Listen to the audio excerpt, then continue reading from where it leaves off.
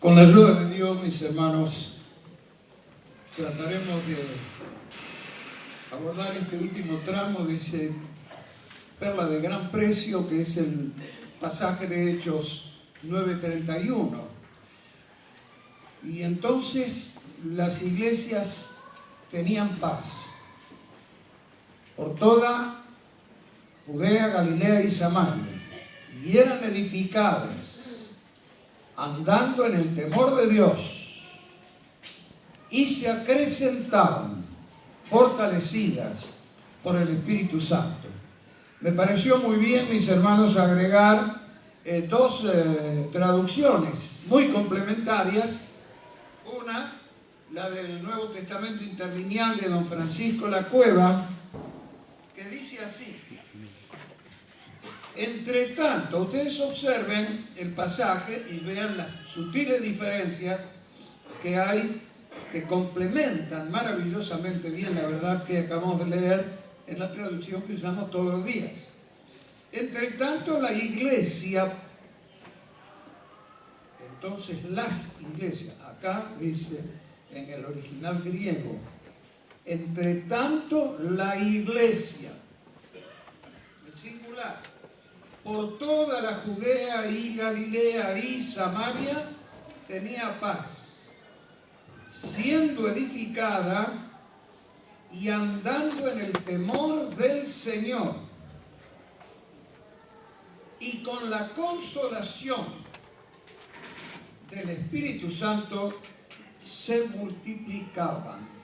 Hermosa traducción, y más ajustada todavía al sentido del original. En la Biblia textual, así se llama una de las traducciones bastante más recientes, dice así: entre tanto, el mismo texto, ¿no?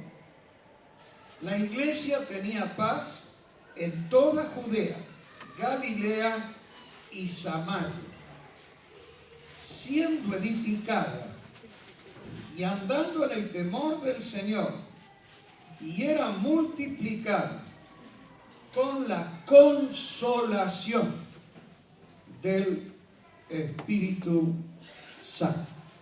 Nuestra traducción habitual dice fortalecida, no al Espíritu Santo, pero tanto don Francisco La Cueva, ya con el Señor, y la traducción textual, la Biblia textual, utilizan con énfasis esta expresión maravillosa: con la consolación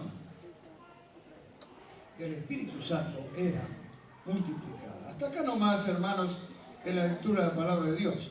Aunque hemos señalado en nuestras dos entregas anteriores que el crecimiento de la iglesia hace 2 domingos, señalamos que dependía fundamentalmente de un factor primero, que crecer en número. ¿Y cuál era?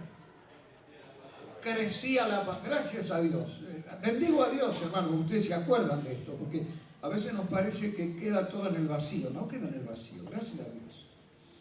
Para que la iglesia crezca en número vital, no en cantidad de asistentes, sino en piedras vivas, en almas regeneradas, transformadas, ¿qué tiene que pasar? Primero que nada, tiene que crecer la palabra. Y que crezca la palabra significa que la palabra de Dios tome espacio, primeramente en nuestros corazones, en forma individual, y después en la casa del Señor, donde el Señor nos ha puesto. Así que la palabra de Dios tiene que correr. Por eso cada vez tenemos que ser más celosos de exponer la palabra de Dios lo más exactamente que podamos dentro de nuestras marcadas limitaciones humanas. Pero para que la iglesia crezca, primero debe crecer la palabra de Dios. Esto es en síntesis el pensamiento de hace 3 domingos, perdón. El domingo pasado señalamos 2 factores importantísimos para el crecimiento de la iglesia. Y habíamos señalado que había un factor humano y un factor divino. Son dos factores imprescindibles para que la iglesia del Señor se aumente, sea multiplicada. ¿Y cuáles eran esos dos factores tan decisivos? El factor humano lo habíamos relacionado a la carta de 1 Corintios capítulo 3, donde decía, el apóstol Pablo dice, yo planté, muy bien, siempre, está bien, la idea es buena. Yo planté, Apolos regó. Es el factor humano, es el factor humano. Hermano, para que la iglesia crezca, yo señalaba el domingo pasado que muchos a veces nos sentamos como espectadores en la casa de Dios. Decía, bueno, mire, como el aumento es de Dios y Dios va a multiplicar y Dios va a hacer crecer la iglesia, yo me puedo quedar tranquilo y me limito a asistir dominicalmente y nada más. Soy un espectador, cosa que hace una cantidad enorme de personas. Acá y en todos lados, hermano. En todo lugar donde los creyentes se reúnen, la ecuación es 80-20. ¿Qué es 80-20? 80 miran y 20 sirven. Qué bárbaro, ¿no? Qué precioso es cuando en la casa de Dios cada piedra viva está ocupando su lugar en la mampostería divina, en el templo de Dios. Y cada uno cumple su función. No es un mero espectador. Porque, mis hermanos, todos queremos tener una iglesia que crezca. Y para que la iglesia crezca, tiene que pasar esto. Que cada uno de nosotros ponga el hombro. Plantar y regar, espiritualmente hablando, no es un trabajo fácil. Es un trabajo duro. Implica renuncias, implica esfuerzo, implica sacrificio, etcétera, etcétera. Compromiso. Y esto no se puede hacer a distancia. Pero está el factor divino, que es, diríamos con toda reverencia, el más importante. Yo planté, Apolo regó, y el crecimiento lo ha dado Dios. ¿Bien? Siempre el crecimiento lo da Dios. Y vamos a terminar con la ayuda del Señor, mis hermanos, en este último tramo. Aunque recuerden, siempre lo decimos, no se pueden agotar estos temas en unas entregas de minutos. Pero bueno, por lo menos meditamos un poco y que el Señor nos bendiga para tener algunas reflexiones que sean de provecho para nuestro corazón. Oramos. Querido Dios y Padre Celestial, nos ponemos a tus pies, Señor, como María, para escuchar tu palabra y obtener la buena parte que no nos será quitada. Señor, cuánto gozo, cuánta emoción traen estas canciones que cantamos, porque un día estaremos realmente a tus pies, Señor, disfrutando tu presencia. Mientras tanto, visítanos, Señor, con tu Santo Espíritu, para que nuestros corazones se hinchen de gozo. Te lo rogamos en el nombre del Señor Jesucristo. Amén. Miren, mis hermanos, el aumento numérico sano y vital de la iglesia siempre está originado fundamentalmente, básicamente, no solo en el crecimiento de la palabra, no solo en la actividad propia de cada miembro como de Pablo y de Apolos, que siembran y riegan. El crecimiento vital de la iglesia está basado, originado fundamentalmente en la labor del Espíritu Santo de Dios. Este es el concepto que cierra el pasaje que estamos considerando todos estos días. Fundamental. Algunos grupos evangélicos han dado más protagonismo al Espíritu Santo que a Jesús, a Cristo.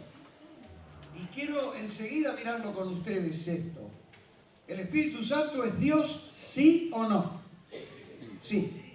Decimos, amén, es Dios. Pero hermanos, estaba Sergio hace, no sé si un domingo o dos, exponiendo en la clase del segundo nivel, una palabra rara, que a algunos les podía resultar medio incomprensible. ¿no es cierto? El carácter hipostático de Cristo. ¿Qué significa esto? Hermano, es una palabra que usan los teólogos, pero ilustra también. ¿Qué significa? El prefijo hipo en griego es por debajo de. Como hipermercado, hiper es más que, ¿no es cierto?, superior a el hipermercado, que es un mercado más grande que los comunes. No hay hipermercado, no, hipermercado sería un boliche, ¿no? Bueno, entonces, ¿qué ocurre? ¿Cuál es el carácter hipostático? Hipo menos que estático, de estático, de estar. Y en los libros de teología se habla de Cristo y su carácter hipostático. ¿Por qué? ¿Cristo es Dios? Sí, pero es el Hijo, no es el Padre. Y el Hijo está sujeto al Padre.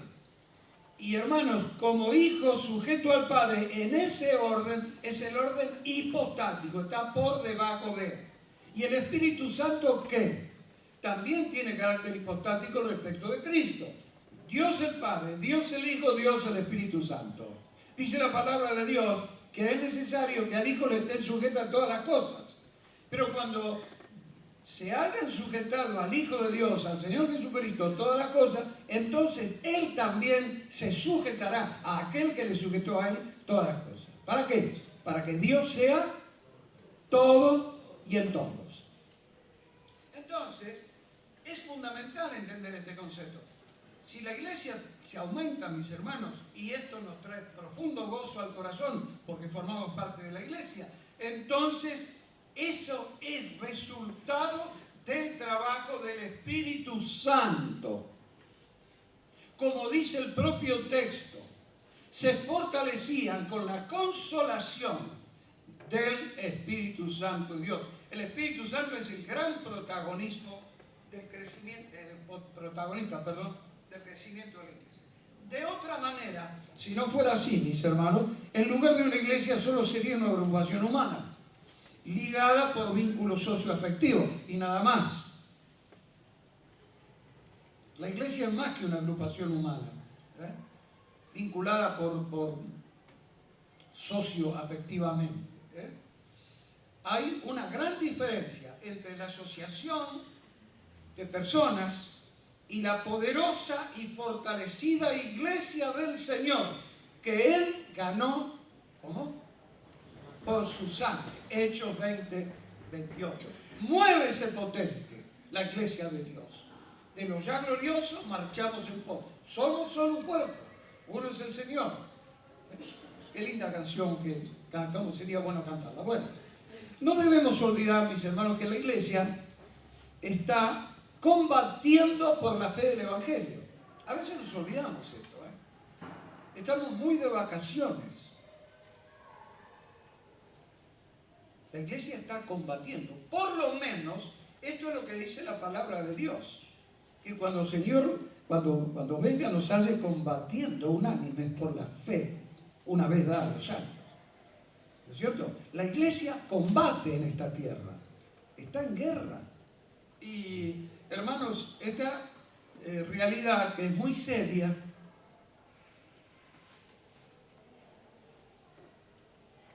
el otro día participamos de un seminario de capacitación ministerial y yo le comentaba a algunos hermanos, para nosotros la vida cristiana es demasiado fácil. Usted se mete en YouTube y va a ver en países musulmanes y países africanos donde están las fotos de las madres degolladas en la bañadera de sus baños, asesinadas por extremistas fundamentalistas, entre comillas, y sus cabezas puestas al lado, y a veces al lado el cadáver de su bebé. Qué lejos que estamos nosotros de todo esto, mis hermanos, qué lejos. Oh, que Dios nos dio una profesión genuina.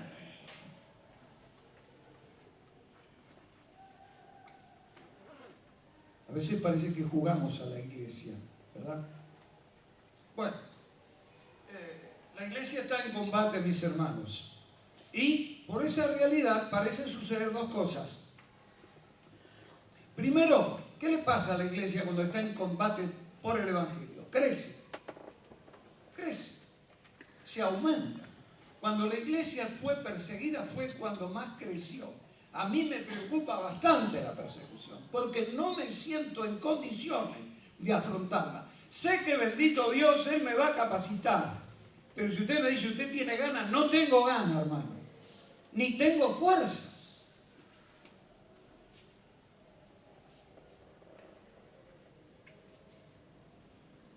Cuando la iglesia está perseguida, hermanos, crece y aumenta. Pero yo les dije, hay dos realidades. La segunda, ¿cuál es? También, ¿qué le pasa a la iglesia? Se desgasta y debilita por la lucha que esto implica, naturalmente. ¿Quién va a estar peleando y después está hop? Queda agotado, queda limitado, queda disminuido. Puede quedar entristecido por la lucha, ¿o no? Es precisamente por ello, hermanos, por ese último fenómeno. Primero se aumenta, gracias a Dios, pero después se desgasta. Y es precisamente por ese fenómeno que necesita la iglesia del Señor el fortalecimiento del cual mencionamos en los textos, y la consolación. Fortalecidas y consoladas, las dos cosas van juntas. ¿Por medio de quién? ¿Cómo dice el texto de Hechos 9:31? ¿Cómo termina? Y eran fortalecidas por el Espíritu Santo. Sí, mis hermanos, sí, el fortalecimiento es energía renovada. Es una energía que se renueva, ¿verdad? ¿Y de dónde proviene? Bueno, según el texto, del Espíritu Santo de Dios. Pero bueno, hay una pregunta obvia. ¿A través de qué medios? ¿Cómo fortalece y consuela el Espíritu de Dios la iglesia en medio de esos combates que le traen desgaste y debilidad? Bueno, el Espíritu Santo lo hace a través de los medios que el Señor dispuso. El Señor Jesucristo dispuso medios para que el Espíritu Santo realmente fortalezca a la iglesia. Si ustedes me acompañan y si no le prestan atención a la lectura, San Juan capítulo 16 dice así, verso 5: ahora voy al que me envió y ninguno de vosotros me pregunta a dónde vas. Esto lo dijo el Señor después de celebrar la cena, más o menos como ahora, ¿vieron? Solo que era de noche.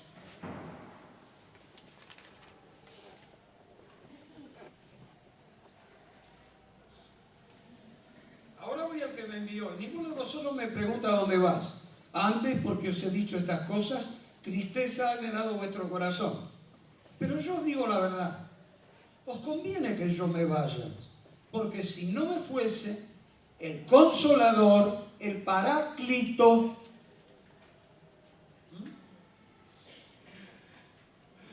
para al lado de Cleto llamar. Uno que es llamado al lado. ¿Para qué? Para fortalecer y consolar. ¿Y quién es este llamado? Al lado de Paráclito. Paracleto se escribe, ¿no? Porque si yo no me fuere, el Paráclito, el Consolador, ese que es llamado para ayudar, no vendría a vosotros. Mas si me fuere, os lo enviaré. Carácter hipostático. ¿Quién lo manda al Espíritu de Dios? El Señor Jesucristo. Por lo tanto, el Espíritu está sujeto a Cristo. Cuando Él venga, verso 8, convencerá al mundo de pecado, de justicia y de juicio. De pecado por cuanto no creen en mí.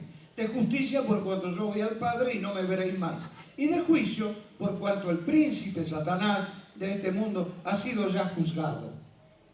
Aún tengo muchas cosas que deciros, pero ahora no las podéis sobrellevar, no las podéis entender ni discernir. Pero cuando venga, y acá se empieza a descorrer el velo, cuando venga el Espíritu de verdad, ¿cómo se llama el Espíritu Santo aquí? Espíritu de verdad. Él os guiará a toda la verdad. Primera tarea o primer recurso que utiliza el Espíritu de Dios para consolar y para fortalecer. ¿Qué utiliza? Cuando venga el Espíritu de verdad, Él os guiará ¿a quién? A toda la verdad. ¿Y qué es la verdad, mis hermanos? La palabra de Dios, porque el Señor Jesús, si ustedes toman el trabajo de leer el capítulo 17, orando al Señor en esa oración, no sabemos si en una esquina o ya fuera de la ciudad, ¿ya? Pero al aire libre, no estaba en el cenáculo, ora el Señor Jesucristo y dice al Padre, Padre, santifícalos en tu verdad. ¿Y qué es tu verdad? Tu palabra es verdad.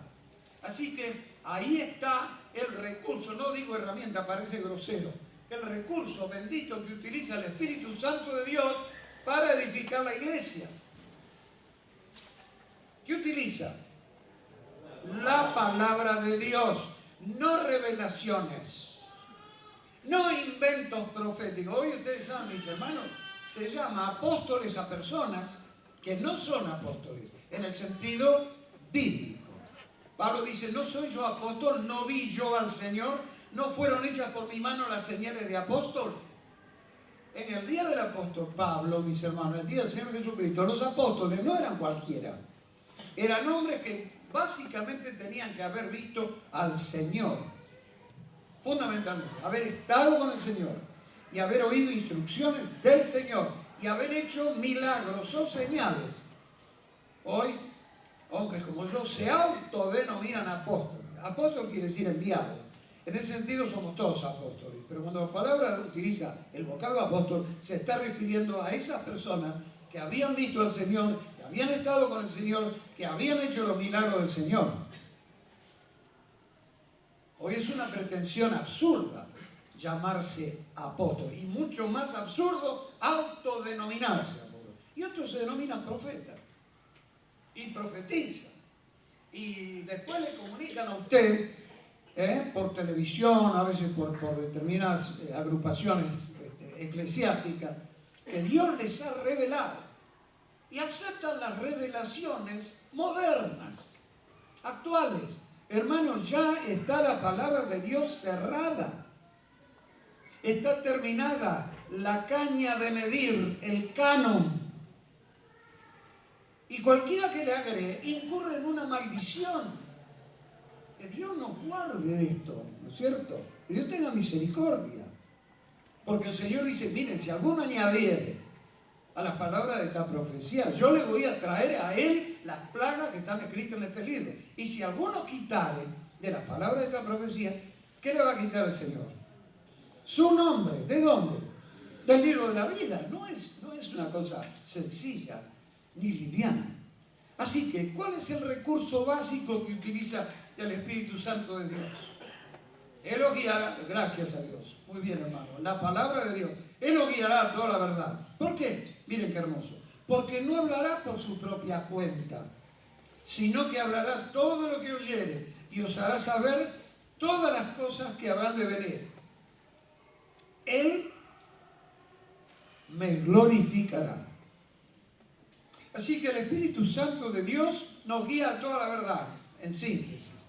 No habla por su cuenta y glorifica a Cristo. Esta persona, mis hermanos, es la encargada de consolar y fortalecer a los santos de la iglesia del Señor. Así que, ¿cómo se lo llama? Espíritu de verdad y Espíritu Santo también. Bien, vemos entonces con excelente claridad que el recurso del Espíritu Santo es indudablemente la palabra de Dios.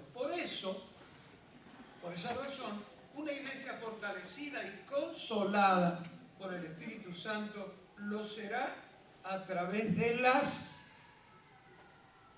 ¿qué? Las Escrituras. Y observen ustedes este texto que es otro tesoro. Romanos capítulo 15. Romanos 15, 4 y 5. Dice así: porque las cosas que se escribieron antes para nuestra enseñanza se escribieron a fin de que por la paciencia y la consolación de las Escrituras.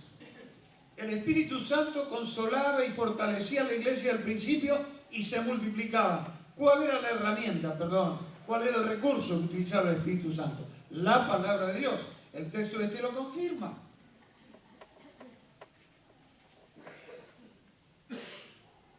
A fin de que por la paciencia y la consolación de las Escrituras tengamos esperanza.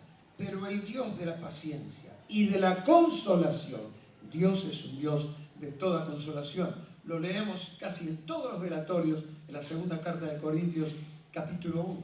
El Dios de la consolación, acá lo nombra igual Pablo. Pero el Dios de la paciencia y de la consolación os dé entre vosotros un mismo sentir en Cristo Jesús. La consolación, mis hermanos, es eso tan necesario que llega a la vida por obra del Espíritu Santo, pero utilizando ¿qué cosa? La palabra de Dios. Un concepto importante. A continuación, un concepto importante. La fortaleza de una iglesia, las iglesias se aumentaban fortalecidas por el Espíritu Santo. La fortaleza de una iglesia no es una realidad originada en el conjunto.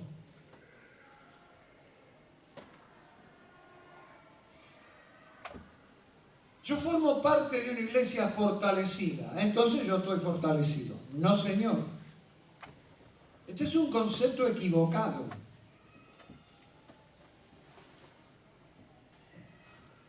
Repito, la fortaleza de una iglesia no es una realidad originada en el conjunto, sino que esa realidad de una iglesia fortalecida es el resultado de la suma de realidades individuales. Es otra cosa.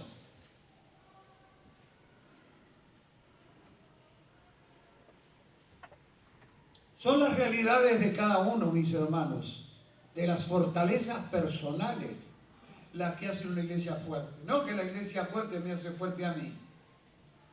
Es mi fortaleza la que hace fuerte a la iglesia. Quiero decir, no mi fortaleza personal, ¿no? Sino mi fortaleza individual. Y esto sería motivo de un estudio, pero quiero mencionar solamente textos. Efesios 3:16, y lo leo para hacerlo con más exactitud. Efesios 3:16 dice...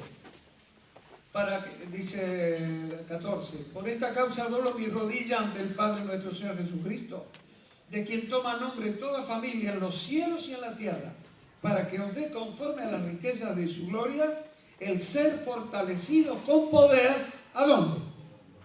En el hombre interior, en forma personal, no en forma congregacional. Por supuesto que si usted está fortalecido en el Señor, yo estoy fortalecido en el Señor, mi Señor está fortalecido en el Señor, vamos a integrar una iglesia fortalecida. Es obvio. Pero la fortaleza, hermano, no es resultado del conjunto, sino es resultado de experiencia en forma individual. 6 de Efesios 10. Fortaleceos en el Señor y en el poder de su fuerza.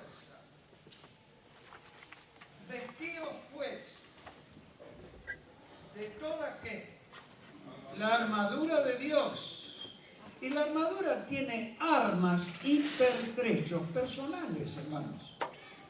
Cuando el ejército está bien armado, bien pertrechado, cada soldado tiene su armadura y su pertrecho. No hay una armadura que nos ponemos entre todos. Cada uno tiene su armadura, cada uno tiene su pertrecho. Otra vez la misma idea, fortaleza personal.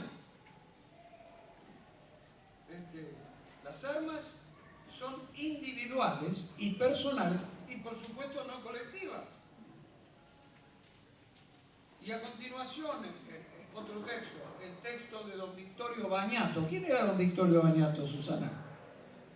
Tu papá. Y el texto que sabe de memoria, miren ustedes cómo habrá marcado la vida de don Victorio, ya con el Señor, papá de Susana, que le marcó la mente y creo que el corazón, a Eduardo. ¿Cuál era el texto de don Victorio, Eduardo?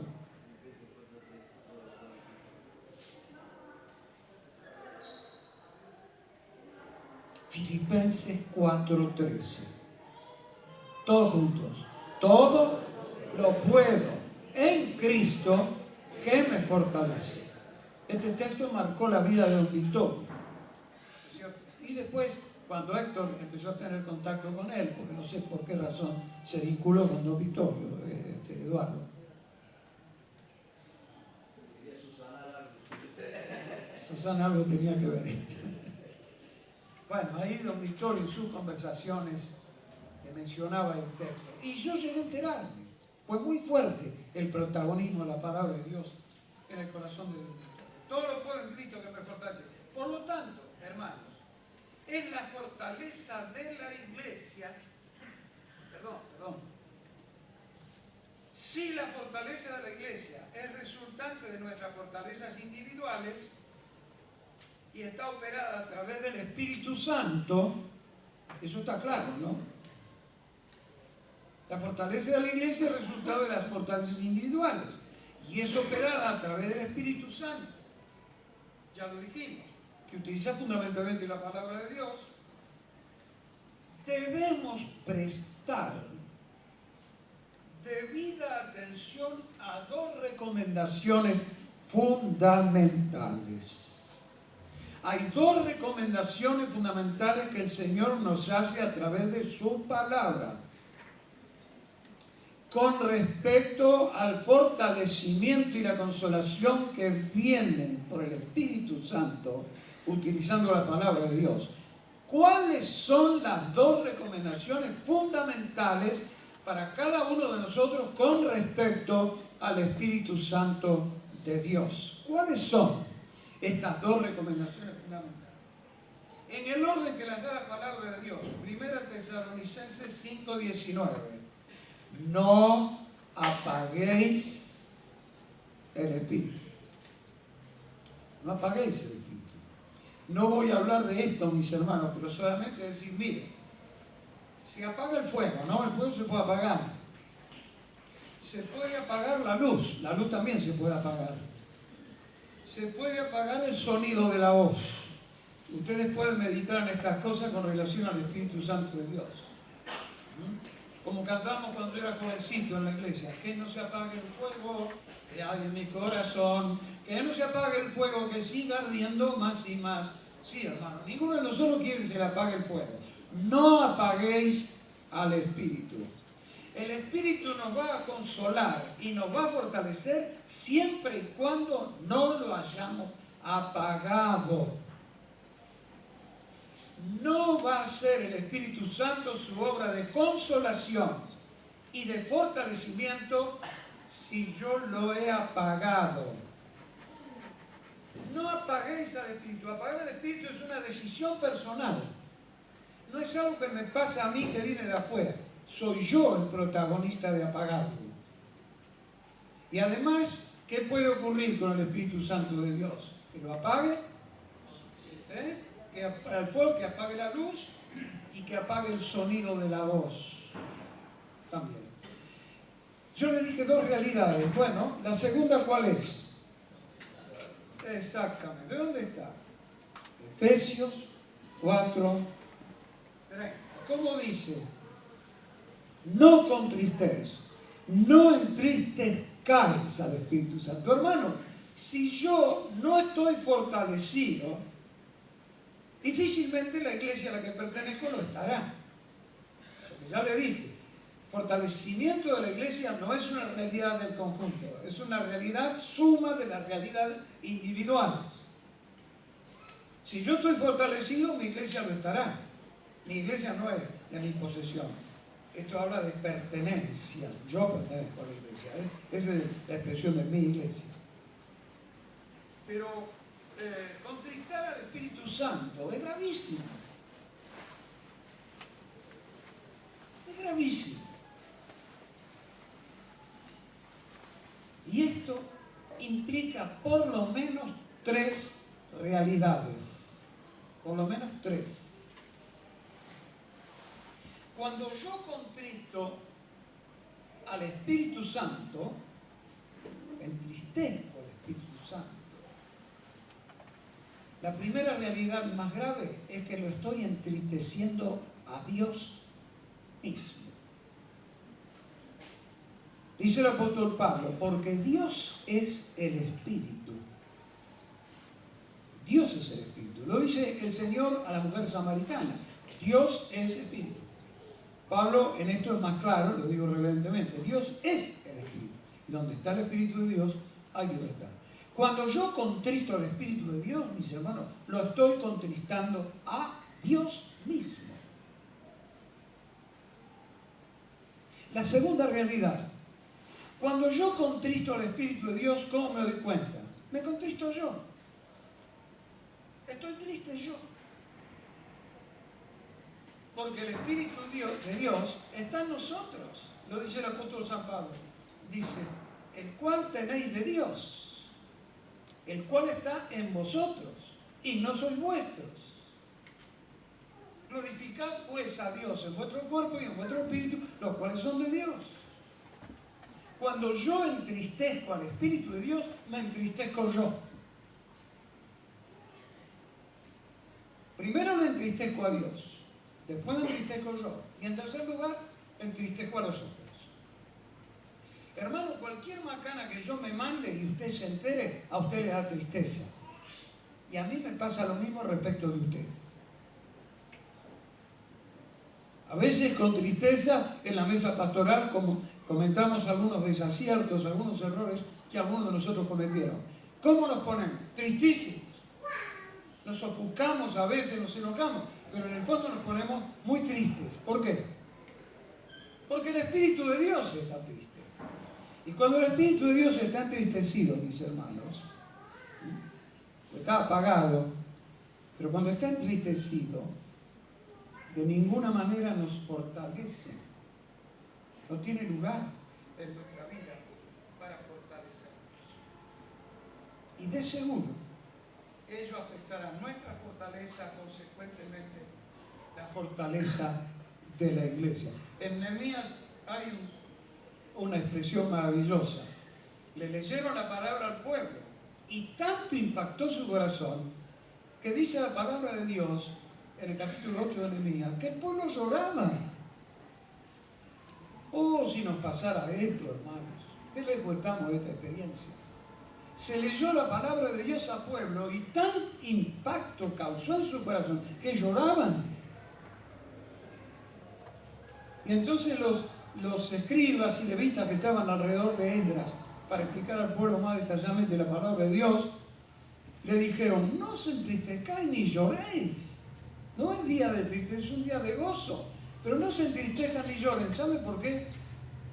Porque el gozo de Dios es vuestra fortaleza. Si queremos una iglesia fortalecida, mis hermanos, Dios tiene que estar contento. ¿O no? Dios tiene que tener gozo. Y el gozo es del Espíritu Santo de Dios. Así que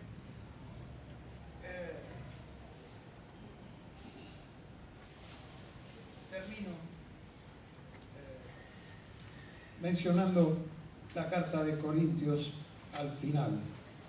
Termina Pablo y le dice a los hermanos en la salutación: la gracia de quién? Del Señor Jesucristo. Vamos a decirlo como le escribió Pablo: la gracia del Señor Jesucristo, el amor de Dios y la participación del Espíritu Santo sea con todos nosotros. ¿Qué decimos? Amén. Así sea. Oramos. Señor Santísimo que estás en los cielos, nos humillamos en tu presencia, Señor, para que tú nos visites, nos des una iglesia fortalecida, consolada, Señor, poderosa. Como dijera el poeta, muévese potente la iglesia de Dios. Haz que así sea, Señor, con nosotros. Glorifícate a ti mismo, Señor, y danos esta bendita experiencia que meditamos este tiempo. Que tengamos la paz, pero la paz de adentro, Señor. Que realmente andemos, Señor, en el temor de Dios. Que crezcamos en número, Señor, y que seamos fortalecidas y consoladas por tu Santo Espíritu. Te lo rogamos en el nombre del Señor Jesucristo. Amén.